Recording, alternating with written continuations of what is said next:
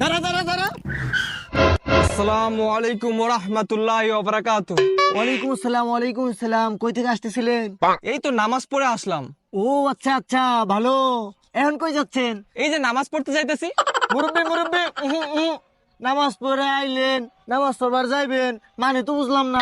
আরে জোহরের নামাজ পড়ছি হাতির জিল, আর আসরের নামাজ পড়বো মতি জিল। আচ্ছা আচ্ছা, বুঝলাম। আচ্ছা হুজুর, আপনার হেলমেট কো? ড্রাইভিং লাইসেন্সটা দেন দি। আসলে ওইসব দুনিয়াবি জিনিস তো আমি সাথে রাখি না।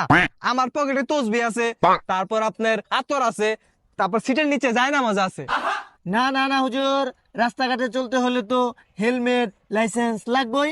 আপনার হেলমেট আর কাগজপত্রের জন্য তো আমি এখন মামলা দিব। আল্লাহ, আমি নামাজ পড়তে যাইতেছিলাম, আল্লাহ এই লোকটা আমার নামাজে বাধা হয়ে দাঁড়িয়ে আমাকে মামলা দিতে যায়। আল্লাহ, সামান্য লাইসেন্স আর হেলমেটের জন্য। আল্লাহ আরে